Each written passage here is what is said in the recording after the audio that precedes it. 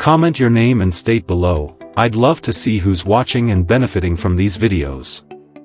Let me start by saying this right up front, because I think it's important.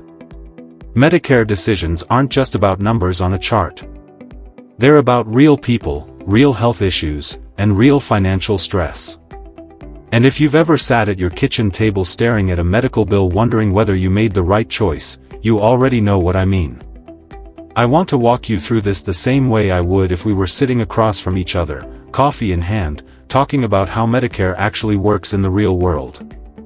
Not the brochure version. Not the sales pitch version. The version that shows up when you need care. Let's start with original Medicare, because that's the foundation of everything else. Medicare Part A covers hospital care, and Medicare Part B covers outpatient services like doctor visits, lab work, imaging, surgeries done outside the hospital, and a lot more than people realize. Part B generally pays about 80% of the Medicare-approved amount for covered services after you meet the annual deductible. That means there's always a 20% gap sitting there, and there is no cap on that 20%. That gap is the reason Medigap policies exist. They're designed to smooth out the unpredictability. Instead of worrying about percentages and surprise bills, you pay a monthly premium, and in exchange, most or all of those gaps are covered. Now, let's talk about Plan G, because it's one of the most common options people look at. With Plan G, once you pay the Part B deductible for the year, nearly everything else that Medicare approves is covered. Doctor visits, outpatient surgeries, imaging, chemotherapy, durable medical equipment. You don't pull out your wallet every time you need care. For people who value predictability and peace of mind, that matters. But that peace of mind comes with a higher monthly premium. And that's where people start asking questions like, am I overpaying if I'm healthy, or what if I don't use it that much? That's where alternatives like Plan N and High-Deductible Plan G come into the conversation. Plan N lowers your monthly premium, but in exchange, you agree to small copays for certain services, like doctor visits and emergency room visits. You may also be responsible for excess charges in some situations, depending on the provider. For many people, those trade-offs are reasonable. They're still protected from catastrophic costs, but they're not paying top dollar every month. Then there's High-Deductible Plan G, which is often misunderstood. People hear high deductible and immediately get nervous. But the way it actually works is simpler than it sounds. You pay a much lower monthly premium, and in exchange, you're responsible for Medicare's cost sharing up to a set deductible amount for the year. Once you hit that deductible, the plan functions just like regular Plan G for the rest of the year. For someone who is generally healthy and financially prepared to handle a larger bill in a bad year, this option can make a lot of sense. But it requires discipline and understanding. You have to be comfortable with the risk, and you have to know exactly how it works. Now, let's compare all of that to Medicare Advantage, because this is where things often get confusing. Medicare Advantage plans replace original Medicare.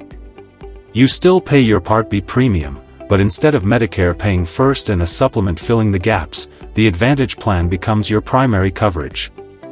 These plans use copays, coinsurance, and annual maximum out-of-pocket limits. And that max out-of-pocket number is one of the biggest selling points. It gives people comfort knowing there's a ceiling on what they'll pay in a year. But what's often missed is how quickly you can reach that ceiling if you need significant care. Let me give you a real lifestyle example, because this is where it clicks for most people. Imagine you need cataract surgery. It's a common procedure, especially as we age. Under original Medicare with a Plan G supplement, once you've paid your Part B deductible, that surgery is typically covered in full as long as it's Medicare approved. You're not worrying about percentages or surprise bills. Under a Medicare Advantage plan, that same surgery might involve a copay or coinsurance. Maybe it's a few $100s, maybe it's more. And if you need both eyes done, that cost could double. Add in follow-up visits, imaging, or unexpected complications, and suddenly you're paying a lot more out of pocket than you anticipated. This doesn't mean Medicare Advantage is bad. It means it works differently.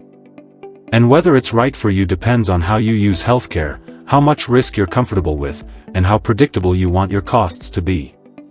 Now let's talk about dental coverage, because this is one of the biggest reasons people are drawn to Medicare Advantage, and it's especially relevant looking ahead to 2026. Original Medicare does not cover routine dental care. That means cleanings, fillings, crowns, dentures, and most oral surgery are not included. Medigap plans don't cover dental either. If dental care is important to you under Original Medicare, you usually need a separate standalone dental policy. Medicare Advantage plans, on the other hand, often include dental benefits. And in recent years, insurers have expanded these benefits to attract enrollees.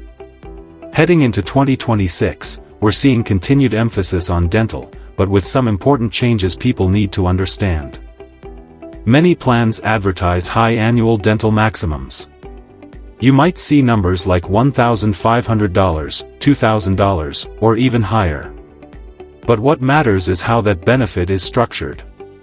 Some services may only be covered at certain providers. Some require prior authorization.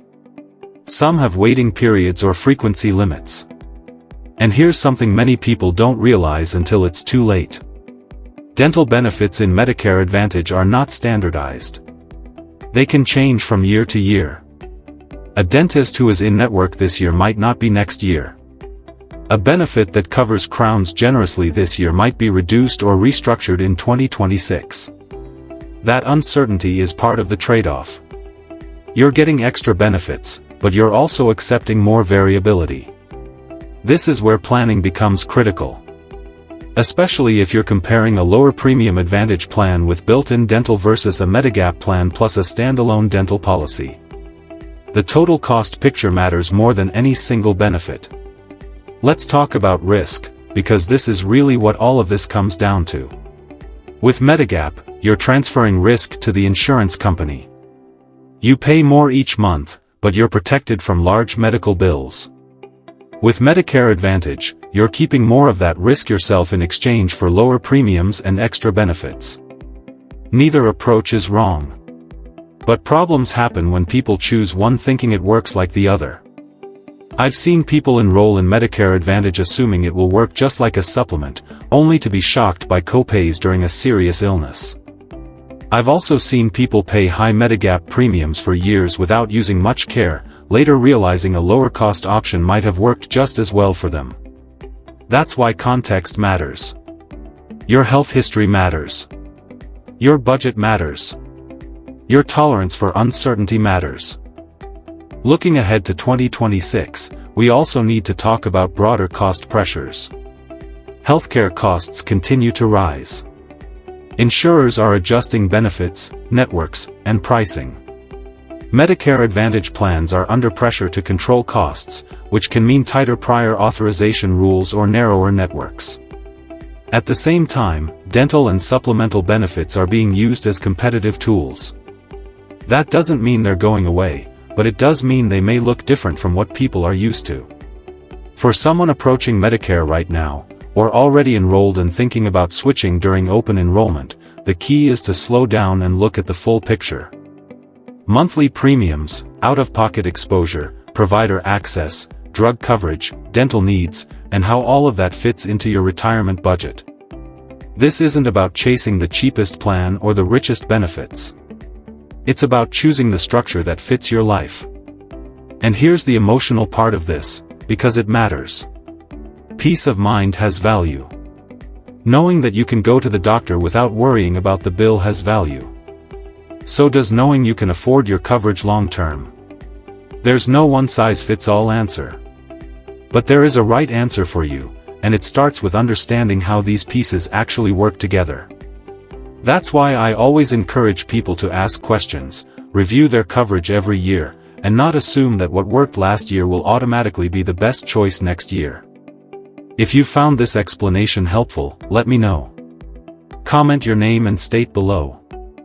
I really do read them, and it helps me understand who I'm reaching and what questions you're facing. And if you want to stay informed about Medicare changes, dental coverage updates, and what to expect as we move toward 2026, make sure you're subscribed. These decisions are too important to make based on headlines or sales pitches alone.